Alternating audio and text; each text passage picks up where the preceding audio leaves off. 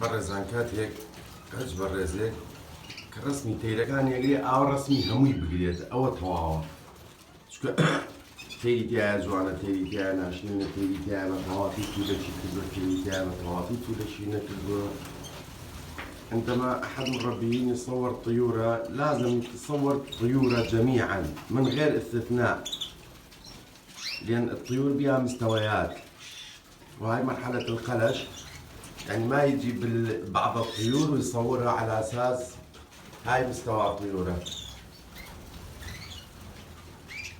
غير استثناء.